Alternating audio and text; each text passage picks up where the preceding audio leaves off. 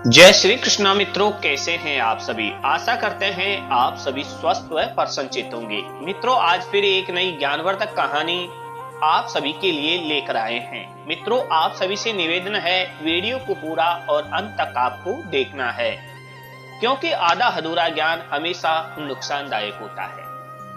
मित्रों, एक बार भगवान शंकर और माता पार्वती कैलाश पर्वत पर बैठे हुए थे।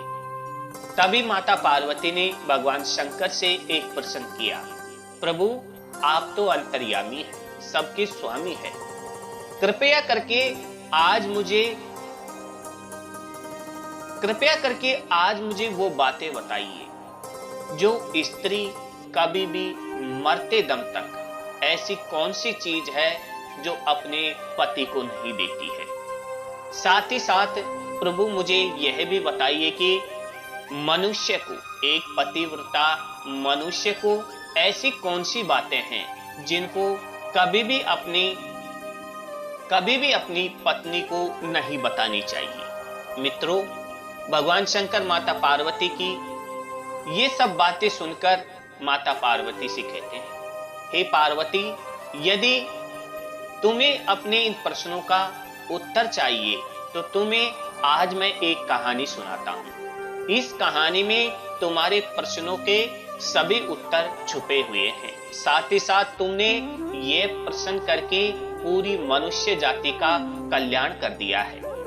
आज मैं तुम्हें एक कहानी के माध्यम से तुम्हारे इन सभी प्रश्नों के उत्तर बताता हूं कि वो कौन सी चीज है जो एक स्त्री मरते दम तक अपने पति को नहीं देती है। साथ ही साथ वो कौन सी बातें हैं जो एक पुरुष को कभी भी अपनी पत्नी को नहीं बतानी चाहिए।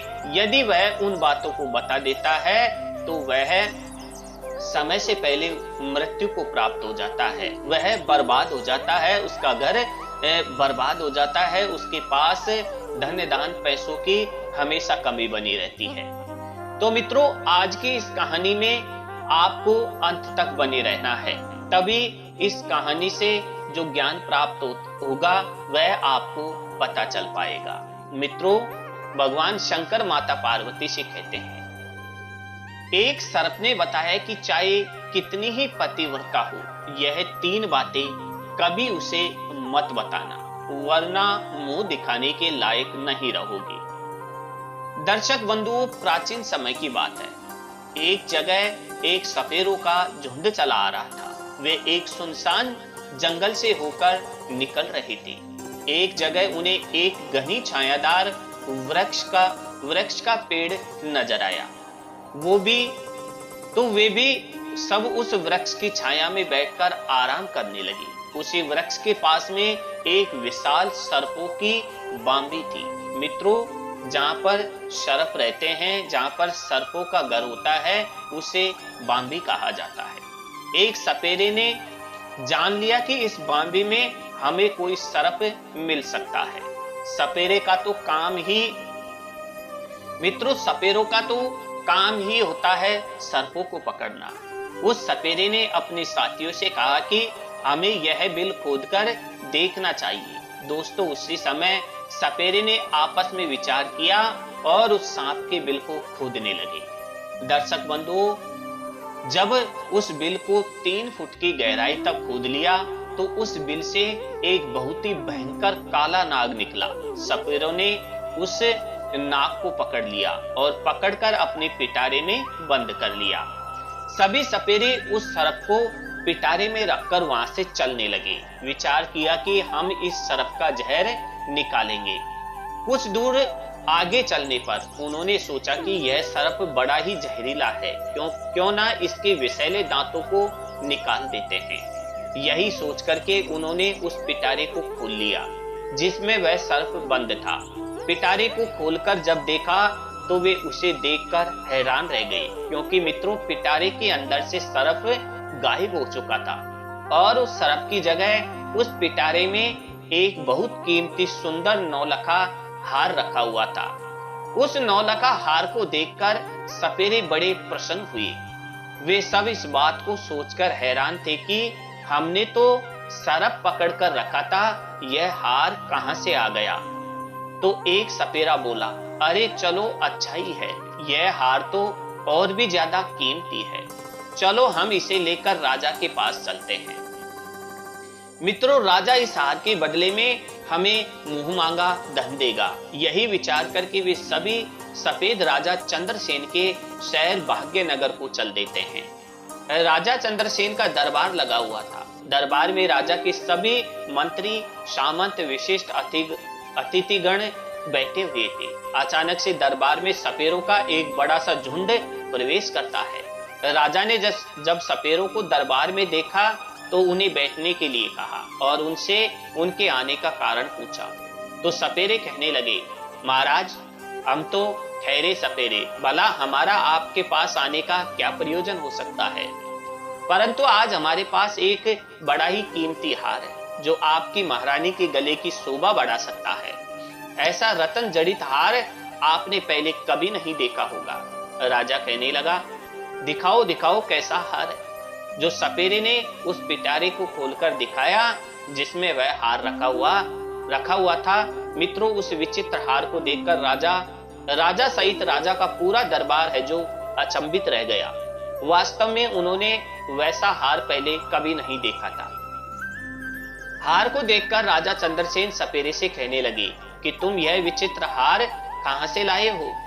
सपेरा कहने लगा, महाराज, हमें यह हार मार्ग में मिला था। हमने सोचा कि क्यों ना इस हार को राजा साहब को भेंट कर दिया जाए। राजा ने कहा, ठीक है, हम तुम्हारा यह भेंट स्वीकार करते हैं। वास्तव में यह हार पाकर हमारी रानी बहुत खुश हो जाएगी। मित्रों, उसी समय राजा ने अपने मंत्री को आदेश दिया कि इन सपेरों को एक सहस्त्र सोने की मुद्राएं दे दो और सम्मान पूर्वक इन्हें दरबार से विदा कर दो। इस प्रकार मित्रों, राजा ने वह हार टोकरी सहित अपने पास रख लिया और सपेरों को खूब सारा इनाम देकर वहां से विदा कर दिया। सपेरे तो राजा को वह हार देकर वहां से चले जाते हैं। इधर राजा चंद्रसेन सोचने लगे कि आज यह हार मैं अपनी महारानी को उपहार स्वरूप भेंट करूंगा। हार को पाकर मेरी रानी बड़ी खुश होगी। मित्रों, पूरे दिन राज दरबार में राजा बैठा रहा, अपना राज कार्य करता रहा और मन में वही विचार उठते रहे कि कितना सुंदर हार है। धीरे धीरे जब शाम होती है तो दरबार को समाप्त करके राजा अपने महलों को जाता है। वह हार वाली टोकरी राजा अपने बगल में दबा लेता है। मित्रों, उधर जब महारानी चंद्रा ने देखा कि महाराज आ रहे हैं और उनके मुंह में कुछ लगा हुआ है, तो महारानी ने उन्हें बैठने के लिए पलंग बिछा दिया। मित्रों, राजा चंद्रसेन पलंग पर बैठ जाते हैं और महारानी से कहने लगी कि महारानी, आज तो मैं तुम्हारे लिए बहुत ही सुंदर वस्तु लेकर आया हूँ, जिसे तुम देखोगी तो बहुत खुश हो जाओगी। रानी कहने लगी, महाराज, ऐसा क्या लाए हो? तुम मेरे लिए इतना कहकर राजा ने वो टोकरी रानी के आगे बढ़ा दी और कहा कि नहीं मानती हो तो स्वयं देख लो। मित्रों, रानी ने जैसे ही उस पिटारी को खोलकर देखा तो उसमें देखती है क्या है, एक बहुत ही सुंदर तेजस्वी 5 दिन का बालक लेटा हुआ है, अंगूठा पी रहा है। उस बालक के चेहरे पर अलौकिक दिव्य तेज चमक रहा था। मित्रों, बालक इतना सुंदर था कि रानी उस बालक को देखते ही रह गई। कहने लगी, महाराज, इसमें तो बड़ा ही सुंदर बालक लेटा हुआ है। रानी ने जब कहा कि बालक लेटा है तो राजा चंद्रसेन कहने लगे, नहीं रानी, बालक नहीं, इसमें तो 9 लखा हार था। यह बालक के कैसे बन गया? राजा को जब रानी की बात पर भरोसा नहीं हुआ तो राजा ने वह टोकरी लेकर स्वयं देखा तो वास्तव में उस टोकरी में बड़ा ही तेजस्वी बालक लेटा हुआ था। राजा के आश्चर्य का ठिकाना नहीं रहा। बालक को देख करके राजा और भी ज्यादा प्रसन्न हो जाता है, क्योंकि दोस्तों राजा चंद्रसेन के पास पहले से कोई संतान नहीं थी। राजा और रानी हर समय संतान के बारे में सोचकर दुखी रहा करते थे। अब तो राजा और रानी दोनों ने मन में विचार किया कि यह पुत्र हमें भगवान शिव ने प्रदान किया है और आज हम दोनों इसे अपना पुत्र मानकर ही पालेंगे। मित्रों, यह बात किसी को पता नहीं थी कि राजा ने जो हार खरीदा है वह बालक बन गया है, लेकिन राजा की कुछ दासियां वहां उनका वार्तालाप सुन रही थी। रानी ने पूछा कि यह बालक तुम्हें किसने दिया है? तो राजा ने बताया कि आज दरबार में सपेरों का एक झुंड आया था, उन्होंने ही हमें एक पिटारी में रखकर 9 लाख का हार भेंट किया था, परंतु ईश्वर की कृपा से दरबार से महलों को आते आते यह हार है जो सुंदर पुत्र बन गया। अब हम इस बालक का पालन पोषण बड़े ही राजशाही तरीके से करेंगे। आज से यह बालक हमारा पुत्र है और आगे चलकर यही हमारी गद्दी का मालिक होगा। मित्रों, उसी दिन से राजा और रानी उस बालक को अपने पुत्र की तरह पालने लगते हैं। एक दिन राजा अपने दरबार में यह घोषणा कर देता है कि हमारी रानी के गर्भ से एक सुंदर पुत्र ने जन्म लिया है। यह सुनकर राजा चंद्रसेन की प्रजा ने बड़ी खुशी मनाई। संपूर्ण नगर में उत्सव मनाया गया। चारों ओर खुशियां ही खुशियां थी, क्योंकि महाराज के यहाँ तो अब तक कोई संतान ही नहीं हुई थी। मित्रों, राजा और रानी बड़े प्रसन्न थे और बड़ी प्रसन्नता पूर्वक वे इस बालक को पाल रहे थे। धीरे धीरे वह लड़का बड़ा हो रहा था और जैसे जैसे समय गुजरता गया तो वह लड़का जवान होता चला गया। जब उस लड़के की आयु 18 साल की हो गई तो महाराज चंद्रसेन के मन में विचार आया कि अब मेरे पुत्र का विवाह कर दिया जाए। मित्रों, राजा साहब उस घटना को भूल चुके थे कि लड़का उन्हें किस तरह से प्राप्त हुआ। एक दिन राजा ने अपनी महारानी से कहा कि अब हमारा पुत्र विवाह के योग्य हो गया है और अब इसका किसी सुंदर कन्या से हमें विवाह कर देना चाहिए। राजा का यह प्रस्ताव रानी को बहुत ही पसंद आया। रानी बोली, महाराज, शुभ काम में देरी कैसी, कि जितनी जल्दी हो सके आप मेरे पुत्र का विवाह कर दीजिए। मित्रों, राजा चंद्रसेन के राज से लगा हुआ एक दूसरा राज्य था, शोभित परुदम। ध्वज उनकी बड़ी सुंदर कन्या थी, नाम था बैजंती। राजा कमल ध्वज की कन्या बैजंती 14 विद्याओं में संपूर्ण थी। राजा ने अपने आचार्य से उस लड़के को समस्त विद्याओं का ज्ञान कराया था। धीरे धीरे राजकुमारी बैजंती जब विवाह योग्य हो गई तो महाराज कमल ध्वज ने विचार करने लगे कि अब मुझे अपनी पुत्री का भी विवाह करना चाहिए।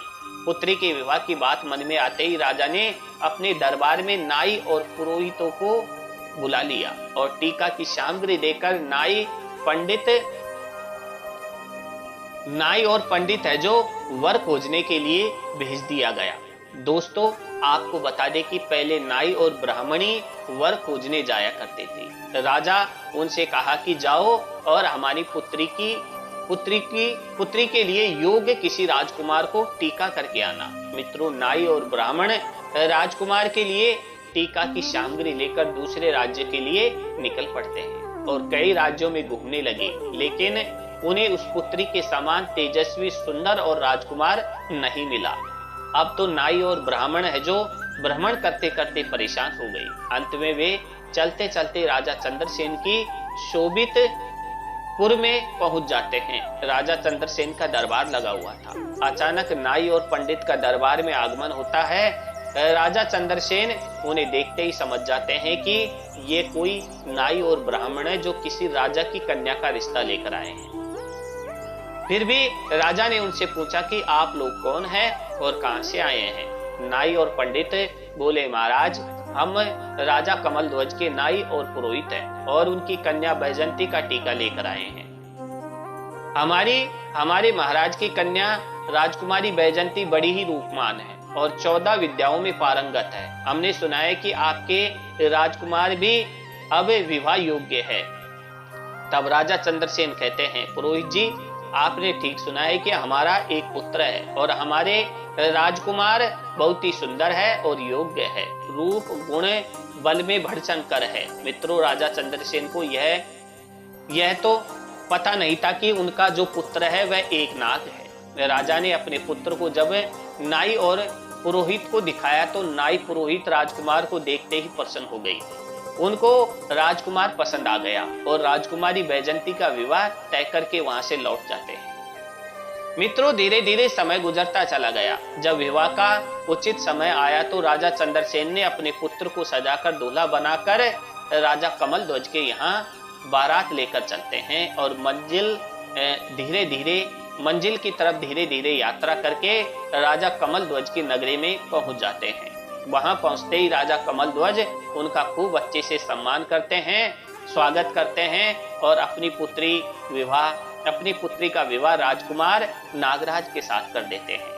मित्रों, इस प्रकार अपने पुत्र का विवाह करके राजा चंद्रसेन वापस अपनी राजधानी को लौट आते हैं। अब देखिए धीरे धीरे और समय बीतता गया। राजा चंद्रसेन बूढ़े होते चले गए और महारानी चंद्रा भी बड़ी वृद्धा हो चली थी। एक दिन रानी ने राजा से कहा, महाराज, अब हमारे पुत्र के लिए राज्यभार सौंप दिया जाए। हम कब तक राज्य करेंगे? बुढ़ापा आ चुका है, पुत्र को भी राज चलाने का अनुभव प्राप्त होगा। मित्रों, उसी दिन महाराज चंद्रसेन ने अपने पुत्र को युवराज घोषित कर दिया। अब तो राजा चंद्रसेन निश्चित होकर के रहने लगे। राजकुमार नागराज बड़े अच्छे ढंग से राज्य का संचालन करने लगा। बस इसी तरह कुछ समय बीत जाता है। एक दिन की बात है, राजकुमारी बैजंती अपनी दासियों से बातचीत कर रही थी। राजकुमारी की दासी राजकुमारी से कह रही थी कि क्योंकि आपने देखा होगा कि महिला के पेट में अक्सर बात नहीं रुकती है, इस भेद को जानती थी। मित्रों, दासी है जो इस भेद को जानती थी कि राजकुमार जो है वह राजा साहब को दरबार में कोई सपेरे देकर गए थे। तो वही बात बताती हुई दासी कहती है कि महारानी, मैं आपसे बात कहती हूँ, तुम्हारा यह पति राजकुमार जो है, इनको तुम पूछना कि तुम्हारे माता पिता कौन हैं। मित्रों, दासी की यह बात सुनकर बैजंती को कुछ शंका सी हो गई। बैजंती कहने लगी कि यह तुम क्या कह रही हो? क्या हमारे पति देव राजकुमार नागराज चंद्रसेन और महारानी चंद्रा के पुत्र नहीं है? तब दासी कहती है, नहीं राजकुमारी, तुम बड़ी भूल कर रही हो। यह उनका पुत्र नहीं है, पर मैं इतना तो नहीं जानती कि राजकुमार के वास्तविक माता पिता कौन हैं। पर इतना जानती हूँ कि राजकुमार महाराज चंद्रसेन के पुत्र नहीं है। आप स्वयं अपने पति से पूछ लेना। दर्शकों, बंधुओं, राजकुमारी बैजंती के मन में भी अपने पति को लेकर शंका उत्पन्न हो गई। मन में सोचने लगी, आज शाम को जब राजकुमार महल में आएंगे तो मैं उनसे यह बात अवश्य पूछूंगी। अब देखिए बंधु, राजकुमार जब शाम को महल में आते हैं तो राजकुमार की पत्नी बैजंती राजकुमार से पूछने लगती है कि प्राणनाथ, आज मैं तुमसे एक प्रश्न पूछना चाहती हूँ। कहने लगी, पूछो, क्या पूछना चाहती हो? तब राजकुमारी पूछती है कि मुझे यह बताइए, तुम्हारे माता पिता कौन हैं और तुम किस वंश के हो? मित्रों, यह बात सुनकर के जो नाग से राजकुमार बना था वह कहने लगा, रानी, क्या तुम्हारी मति मारी गई है? महाराज चंद्रसेन और महारानी चंद्रा ही मेरे माता पिता है। तब बैजंती बोली कि नहीं महाराज, आप मुझसे कुछ छुपा रहे हैं, कृपया सच सच बताइए। तुम्हें भगवती माँ गंगा की कसम है, तो मुझे यह भेद जरूर बताओ। अब तो यह बात सुनकर के राजकुमार धर्म संकट में फंस जाता है। सोचने लगा कि आज किसी ने इसके मन में यह प्रश्न पैदा कर दिया है, इसको जरूर किसी ने बहका दिया है और यह पूछे बिना मानेगी नहीं। मित्रों, राजकुमार ने अपनी पत्नी को बहुत समझाया कि देखो, मैं महाराज का ही पुत्र हूँ, तुम तो व्यर्थ में मेरा दिमाग खराब कर रही हो। अब तो राजकुमारी हट करने लग गई। नहीं, मुझे यह भेद जरूर बताओ, तुम किस वंश के हो और तुम्हारे माता पिता कौन हैं? मित्रों, अब तो राजकुमार सोचने लगा कि लगता है मुझे इसको बताना ही पड़ेगा, यह पूछे बिना मानेगी नहीं। मित्रों, नागराज अपनी पत्नी से बार बार कहता है, मान जाओ, अभी भी समय है, तुम मुझसे यह बात मत पूछो वरना बहुत पछताओगी। लेकिन राजकुमारी तो मानो जिद ही करके बैठ गई हो। कहने लगी, नहीं बताओगे तो मैं भोजन ग्रहण करूंगी, नहीं तो मैं समझूंगी कि तुम मुझसे झूठा प्रेम करते हो। मित्रों, यह बात सुनकर के राजा का पुत्र कहने लगा कि ठीक है, नहीं मानती हो तो ठीक है, मैं तुम्हें यह बात बताऊंगा, पर यहाँ नहीं। यहाँ से कुछ दूरी पर एक नदी बहती है और वहां चलकर मैं तुम्हें तुम्हारे सभी प्रश्नों के उत्तर दूंगा, तुम्हें सब कुछ बता दूंगा। मित्रों, अब तो रथ सजाया गया, उसमें राजा की पत्नी बैजंती और नागराज दोनों बैठ जाते हैं और वन विहार करने का बहाना करके दोनों महलों से निकल जाते हैं। चलते चलते नागराज अपनी पत्नी को लेकर उसी नदी के किनारे आ जाता है। नदी को देखकर राजकुमारी बैजंती कहने लगी, महाराज, आप मुझे इस नदी के पास लेकर क्यों आए हैं? क्या इस नदी में तुम्हारा कोई संबंध है? तब राजकुमार कहता है कि हे प्रिय, मैं फिर से तुमसे कहता हूं कि मान जाओ और मुझसे मेरे बारे में मत पूछो, वरना तुम्हें बहुत पछताना पड़ेगा। मगर दोस्तों, किसी ने सच कहा है कि राजा हटवाल हट और तिरिया हट पर बड़े बुरे हट होते हैं। राजकुमार के समझाने पर भी राजकुमारी नहीं मानी। कहने लगी, नहीं महाराज, मुझे यह जरूर बताओ कि तुम किस वंश के हो। मित्रों, राजकुमार बैजंती जब नहीं मानती है तो राजकुमार नाग जो था वह नदी में नीचे उतर जाता है और कमर तक के जल में जब वह पहुंच जाता है तो कहने लगता है कि हे रानी, अभी भी समय है, तुम मुझसे यह बात मत पूछो, अभी कुछ बिगड़ा नहीं है। लेकिन राजकुमारी बैजंती मानो हट करके बैठ गई। कहने लगी, चाहे कुछ भी हो जाए, लेकिन मैं यह बात पूछकर ही मानूंगी। मित्रों, इस प्रकार राजकुमार नदी की ओर गहरे जल में उतर जाता है। जब छाती तक जल में पहुंच जाता है तो फिर रानी को समझाकर बोला कि प्रिय, मान जाओ, आपका पूछना मुझे आपसे दूर कर सकता है। राजकुमारी बोली, चाहे कुछ भी हो जाए, आप इस भेद को मेरे सामने जरूर रखोगे। मित्रों, जब राजकुमार और आगे बढ़ा और जब अपनी ठोडी के बराबर जल में आया तो कहने लगा, रानी, अब भी तेरे पास समय है, यह जानने की कोशिश मत करो कि मैं कौन हूँ। परंतु रानी नहीं मानी।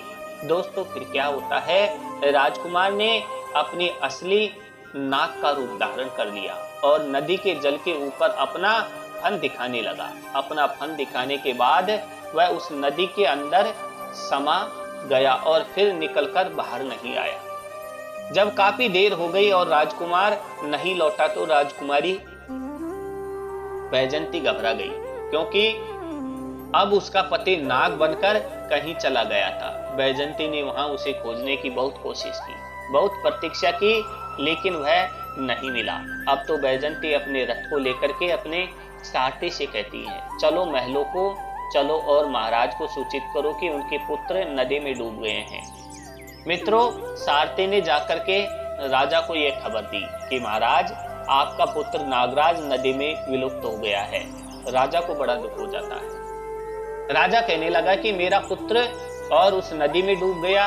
वह अपनी सेना को आदेश देते हैं कि जाओ, नदी के जल को खंगालो और कम से कम उसकी लाश को तलाश करो। राजा के 102,000 सैनिक रानी बैजंती के साथ उस नदी पर आए। नदी में जगह जगह जाल डलवाए गए, लेकिन कोई सफलता नहीं मिली, क्योंकि वह तो एक नाग था और अपने असली नाग रूप को प्राप्त करके वापस लौट गया था। कई गोताखोरों ने नदी में राजकुमार की तलाश की, मगर कुछ हाथ नहीं लगा। अब तो उदास होकर के राजा और रानी और राजकुमारी बैजंती वापस अपने महलों को लौट आते हैं। राजा चंद्रसेन ने तो वृद्ध हो चुके थे और पुत्र का दुख उनके ऊपर आ गया था। मित्रों, इस कहानी में आगे बढ़ने से पहले आप कमेंट बॉक्स में बताइए कि यह कहानी आपको कैसी लग रही है। साथ ही साथ यदि आप इस चैनल पर नए जुड़े हैं तो चैनल को सब्सक्राइब अवश्य कर लीजिएगा। साथ ही साथ बेल आइकन को जरूर ऑन कर लीजिएगा और एक लाइक इस कहानी को जरूर दे दीजिएगा। साथ ही साथ कमेंट बॉक्स में ओम श्री शिवाय जरूर लिखिएगा, ताकि भगवान शंकर की कृपा आप पर और आपके परिवार पर हमेशा बनी रहे। मित्रों, राजा के मन में तो यही था कि नदी में डूब करके उनका पुत्र मर गया है। अब तो राजा बड़ा दुखी होने लगा। श्रोताओं, महारानी बैजंती जो नागराज की पत्नी थी, वह भी बड़ी दुखी रहने लगी और मन में अपने आप को कोसने लगी कि मैंने बहुत बुरा किया।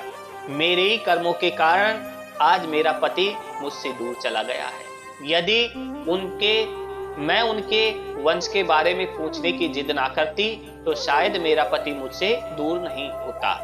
परंतु मित्रों, वो बड़ी विद्वान थी, 14 विद्याओं में निपुण थी। काफी विचार के बाद उसे एक तरकीब सूझी। उसने अपने संपूर्ण नगर में यह घोषणा करवाई कि कोई भी व्यक्ति उसे कोई नई बात सुनाएगा तो उसके एवज में उसे 100 स्वर्ण मुद्राएं दी जाएंगी। मित्रों, चाहे वह आप बीती हो या किसी प्राचीन घटना से संबंधित हो, कोई भी कहानी हो या कथा हो, जो कुछ भी हो वो उसे सुनाएगा तो 100 स्वर्ण मुद्राएं मिलेंगी। मित्रों, अब तो रानी बैजंती के पास कथा सुनाने वालों की भीड़ लगी रहती थी। कोई आप बीती कहानी सुना रहा था, कोई रामायण की कथा सुना रहा था, कोई किसी राजा का इतिहास सुनाने लगा। तब कोई किसी राजा का इतिहास सुनाने लगा। अब तो राजकुमारी बैजंती का यही काम था। वह सुबह से लेकर शाम तक नई नई कहानियों को, किस्सों को सुनती रहती थी। एक दिन की बात, राजा साहब का राज्य का एक बूढ़ा आदमी अचानक से उसी जंगल से होकर गुजर रहा था। वह बूढ़ा आदमी जंगल को पार करते हुए जंगल में ही रात्रि हो गई थी। जब रात्रि हो गई तो वह मन में सोचने लगा कि अब तो रात में आगे जाना ठीक नहीं है, क्योंकि जंगल में आगे हिंसक पशु मिल सकते हैं। यही सोच करके वह बूढ़ा आदमी उसी जंगल में पीपल के पेड़ के ऊपर चढ़कर बैठ जाता है। मित्रों, रात्रि का समय था। वृद्ध व्यक्ति को डर के मारे नींद नहीं आ रही थी। इधर जब रात के 12 बजे का समय होता है तो उसने देखा कि बाहर एक झाड़ू लगाने वाला आया है और उस पूरे जंगल में उसने झाड़ू लगा दिया। फिर उसने देखा कि एक पानी का छिड़काव करने वाला आया है, उसने भी हर जगह पानी का छिड़काव कर दिया। उसके बाद वहां कुर्सियां आनी शुरू हो गई। फिर एक सिंहासन आता है। अचानक ही वहां पर तंबू की व्यवस्था भी हो जाती है। उस जगह को सजाकर बड़ा रमणीय बना दिया जाता है। वह बूढ़ा आदमी पीपल पर बैठा बैठा यह सब कुछ देख रहा था।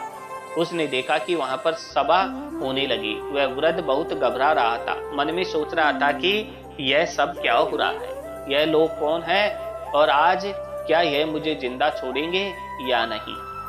वहां एक से एक सुंदर अतिथि आने शुरू हो गए।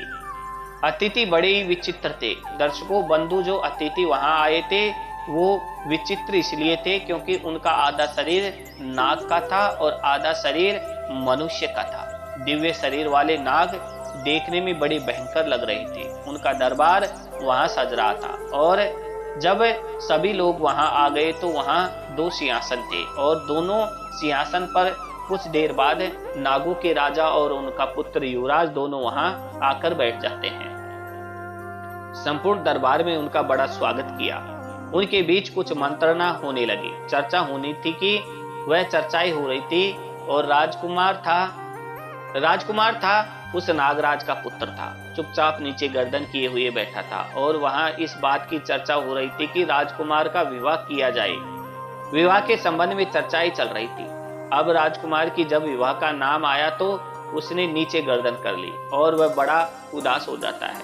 3-4 घंटे उनकी चर्चाएं चलती रही और वह बूढ़ा आदमी उन सभी बातों को है जो सुन रहा था। मित्रों, वह बूढ़ा आदमी वृक्ष पर बैठा बैठा उन सभी बातों को सुन रहा था। मन में सोचने लगा कि ना जाने यहाँ किस बात की चर्चा हो रही है और यह कौन लोग है। लगता है आज मैं बच नहीं पाऊंगा। डर के कारण वह उस वृक्ष पर दुबक के चिपक जाता है और लेट जाता है। मित्रों, 4 घंटे जब पूरे हो गए तो दरबार वहां से भंग होता है। अतिथि इधर उधर चले गए, परंतु वह नागराज और उसका पुत्र वहां से चलकर उस पीपल के वृक्ष की तरफ गए। वह वृद्ध ऊपर बैठा हुआ सोच रहा था कि मेरी तरफ ही आ रहे हैं और लगता है अब यह मुझे जिंदा नहीं छोड़ेंगे, क्योंकि इन्हें पता चल गया है कि मैं इस वृक्ष पर बैठा हूँ। यह सोचकर वह बहुत ही घबरा जाता है। परंतु उस नाग ने क्या किया कि उस पीपल की जड़ में बैठ करके कुछ देर रोया और अपनी रानी बैजंती को याद किया। यह बात वह बूढ़ा आदमी सुन रहा था कि यह तो बड़ा ही चमत्कार है, यह मैं क्या देख रहा हूँ। और कुछ देर रोने के बाद बैजंती, हाय बैजंती ऐसा करके कहने लगा।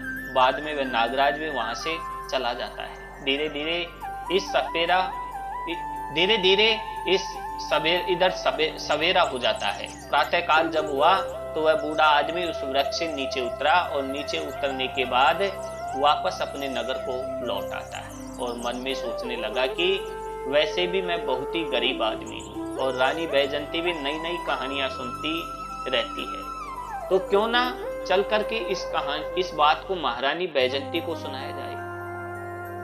इसके बदले में महारानी मुझे बहुत सारा धन देगी और मैं पैसे वाला हो जाऊंगा। मित्रों, ऐसा विचार करके वह बूढ़ा आदमी उसी जगह आ जाता है जहां रानी बैजंती का मंडप लगा हुआ था, जहां वह कथाएं सुना रही थी। वहां एक से बड़े एक विद्वान जो रानी को कहानियां सुनाते थे। कुछ घंटे इंतजार करने के बाद उस बूढ़े आदमी का भी कहानी सुनाने का नंबर आता है। वह महारानी बैजंती से कहने लगा कि महारानी, आज मैंने बड़ा विचित्र दृश्य देखा है। आज मैं तुमको एक आंखों देखी घटना सुना रहा हूँ। आज रात में जब मैं जंगल से गुजर रहा था तो रात होने की वजह से मैं उसी जंगल में फंस गया। उस जंगल में मैं एक पेड़ पर चढ़कर बैठ गया। मैंने वहां देखा कि वहां एक नागराज का दरबार लगा था। उन सबका आधा शरीर मनुष्य का था, आधा शरीर नाग का था। ऐसे विचित्र प्राणी उस दरबार में आए थे कि मैं उन्हें देखता ही रह गया। कुछ देर देखने के बाद मैंने विचार किया कि यह लोग मुझे मारेंगे तो नहीं, परंतु मैं उस पीपल के वृक्ष पर चिपका हुआ उनकी बातें सुन रहा था। जब दरबार पूर्ण हुआ तो वहां से एक राजा का पुत्र था जो नागों का राजा था। उसका युवराज था और वह अपने एक दिव्य रथ में बैठकर जिस पीपल पर बैठा था उसी वृक्ष की ओर आया। वह उस रथ से उतरा और पीपल के वृक्ष के नीचे बैठकर कुछ देर हाय बैजंती कहकर रोता रहा। उसके बाद वह वहीं से अदृश्य हो गया। अब यह बात जब राजकुमारी बैजंती ने सुनी तो उसे बूढ़े आदमी से कहने लगी, ए बाबा, मैं तुम्हें इतना धन दूंगी कि तुम्हारी पीढ़ियां बेटी खा सकती है, परंतु तुम मुझे उस स्थान पर लेकर चलो जहां तुमने उस राजकुमार को रोते हुए देखा था। यह सुनकर बूढ़ा आदमी घबरा जाता है। कहता है, राजकुमारी, अब मैं वहां नहीं जाऊंगा। वहां जाने से मुझे बहुत डर लग रहा है। अब राजकुमारी कहती है, नहीं बाबा, तुम चिंता मत करो, तुम्हें मेरे साथ वहां चलना ही पड़ेगा। इतना कहकर रानी बैजंती एक सोने की मोहरों से भरी हुई थैली उस बूढ़े आदमी को दे देती है और कहा कि मैं तुम्हें 1000 सोने की मोहरें दूंगी, तुम मुझे उस स्थान पर पहुंचा दो। मित्रों, धन पाकर के वह बूढ़ा आदमी भी खुश हो जाता है और वह राजकुमारी बैजंती को लेकर उस जंगल की तरफ चल देता है।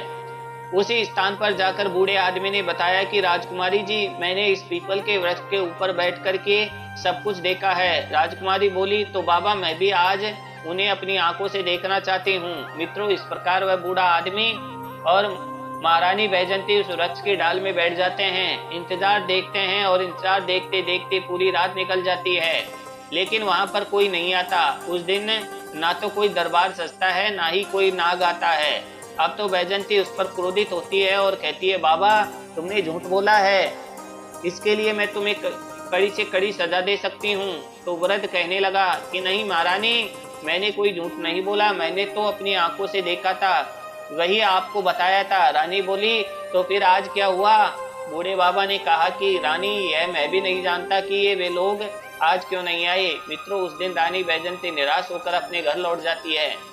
इधर वह बूढ़ा आदमी मन में विचार करने लगता है कि उस दिन कौन सी तिथि थी जिस दिन दरबार लगा था। उसने यह बात ज्योतिषी से पूछी तो ज्योतिषी ने बताया कि उस दिन पूर्णिमा की तिथि थी। चंद्रमा पूर्ण तरह से उदय हुआ था और ऐसे अवसर पर देवी देवताओं की सभाएं कुछ क्षेत्रों में हुआ करती है। हो सकता है कि तुमने उस सभा को देख लिया हो।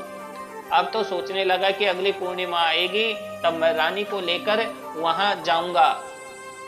महारानी ने भी उस बूढ़े से कह दिया कि यदि तुम मुझे वह दृश्य दिखा दोगे तो मैं तुम्हें बहुत इनाम दूंगी। मित्रों, बंधुओं, धीरे धीरे समय बीतता रहा। जब अगले माह का समय आया तो वृद्ध महारानी से बोला कि महारानी, आज आप मेरे साथ इस जंगल में चलो, आज मैं आपको वह दृश्य दिखाऊंगा। दोस्तों, महारानी बैजंती और वह बूढ़ा आदमी दोनों जंगल की ओर चल देते हैं। वहां पहुंचकर रानी बैजंती और बूढ़ा आदमी उस पीपल की जड़ में छुपकर बैठ जाते हैं। जब रात्रि के 12 बजने का समय नजदीक आता है तो वे देखते क्या है कि वहां एक झाड़ू लगाने वाला आ चुका है, उसने झाड़ू लगाया। पानी का छिड़काव करने वाला आया, उसने पानी छिड़क कर फिर थोड़ी देर में वहां कुर्सियां आ जाती है, चारों तरफ मंडप सज जाता है। धीरे धीरे वहां नाग लोग आने लगते हैं। उन नागों का आधा शरीर मनुष्य का था, आधा शरीर नाग का था। बूढ़े आदमी ने इशारे से कहा, महारानी अब आप ध्यान से देख लो, यही सब मैंने उस दिन देखा था। मित्रों, रानी बैजंती उस दृश्य को देखकर बड़े गौर से देख रही थी और कुछ समय बाद रानी का पति भी आ जाता है, जो उस नागराज का पुत्र था। वह भी आ गया, पर उसका चेहरा आज भी उदास था। उसका आधा शरीर नाग का था और आधा शरीर मनुष्य का था। महारानी ने उसे देखा तो पहचान गई, कहने लगी कि यही मेरा पति है, परंतु अब इसको मैं कैसे ले सकती हूँ। यह विचार करने लगी, यह मुझे कैसे प्राप्त हो सकता है। महारानी हिम्मत करके धीरे धीरे उस वृक्ष के कोटर से बाहर निकलने लगी। उधर वह बूढ़ा आदमी डर रहा था, तो बूढ़े आदमी ने राजकुमारी से कहा कि राजकुमारी आप थोड़ी देर प्रतीक्षा कीजिए। मित्रों, 4 घंटे तक वह सभा चलती रही। जब सभा समाप्त हो गई तो सभी नाग वहां से चले गए। राजकुमार भी उसी पीपल के पास आकर के बैठ करके रोने लगा। उसे देखकर रानी बैजंती डर गई, क्योंकि उसका आधा शरीर नाग का था, आधा मनुष्य का था। चेहरा तो उसका राजकुमार का ही था। अपने पति को रोता देखकर राजकुमारी से रोका नहीं गया। राजकुमारी बैजंती निकलकर उसके पास आ जाती है और उसका हाथ पकड़ लेती है। अचानक से महारानी बैजंती को सामने खड़ा देखा तो नागराज एकदम से हड़बड़ा जाता है, कहने लगा, रानी तुम? हाँ मैं तुम्हें खोजने के लिए मैंने क्या क्या नहीं किया, परंतु अब मैं तुम्हें कहीं भी नहीं जाने दूंगी। यह सुनकर राजकुमार कहने लगा कि प्रिय, अब तो बहुत समय हो चुका है, अब तुम मुझे प्राप्त नहीं कर सकती हो। यहाँ से जो सभा होती है वह मेरे विवाह को लेकर ही होती है। मेरे पिता इन सभाओं में मेरे विवाह का प्रस्ताव रख चुके हैं, और जब तीसरी सभा होगी तो सभा में मेरा विवाह तय हो जाएगा। और जब मेरा विवाह तय हो जाएगा तो बताओ मैं तुमसे तुम्हारे साथ कैसे रह पाऊंगा। मुझे तो अपनी उसी पत्नी के साथ रहना पड़ेगा। तुमने तो मुझे त्याग दिया था। मैंने उस दिन तुमसे बार बार समझाया था कि मुझसे मत पूछो। राजकुमार की बात सुनकर रानी बैजंती रोने लगती है और बार बार अपने किए की क्षमा राजकुमार से मांगकर नागराज से कहने लगा कि देखिए राजकुमारी, रोने का समय नहीं है। मैं तुम्हें एक उपाय बताता हूँ, यदि तुमने वह उपाय कर लिया तो शायद मैं तुम्हें प्राप्त हो जाऊं। रानी बैजंती बोली कि तुम मुझे जो उपाय बताओगे मैं वही उपाय करूंगी, लेकिन तुम्हें मेरे साथ रहना होगा। राजकुमार बोला, प्रिय, अब मेरे जाने का समय हो गया है, मुझे मेरे पिता के दरबार में पहुंचना है, परंतु अगली पूर्णिमा के दिन तुम इसी प्रकार यहाँ आकर के बैठना होगा। और जब यहाँ सभा लगने लगे तो यहाँ पर सभा लगने लगे तो ध्यान रखना, तुम चुपचाप महाराज का जो सिंहासन है उसके नीचे जाकर छुप जाना, और जब मेरे विवाह की बात चले तो तुम उस सिंहासन से नीचे से निकल महाराज के सामने जाकर खड़ी हो जाना और फिर मुझे महाराज से मांग लेना। तो मित्रों, ये थी आज की कहानी। मित्रों, राजकुमार ने अपना रहस्य राजकुमारी को बताकर बहुत बड़ी गलती करती थी, जिसके कारण राजकुमार वापस उसे अपने असली रूप में आना पड़ा और उसे नाग बनना पड़ा। अब राजकुमारी को इसका बहुत ही ज्यादा पछतावा था और वह राजकुमार को लेने के लिए उस सभा में आ जाती है और उस नागराज के पिता से उसको वापस मांग लेती है। वह सारा घटनाक्रम उससे सुनाती है कि महाराज, मेरे साथ ऐसी गलती मत कीजिए, यह मेरा पति है, यह मुझसे विवाह कर चुका है, अब आप मेरे साथ अन्याय नहीं कर सकते। तो मित्रों, उस रानी को अपने किए पर बहुत ज्यादा पछतावा होता है और मित्रों, उस नागराज को भी अपने किए पर बहुत ज्यादा पछतावा होता है। उसने उसके बाद में यह गांठ बांध ली थी कि मेरी पत्नी को आज के बाद में रहस्य की ऐसी कोई भी बात मैं नहीं बताऊंगा जिसके कारण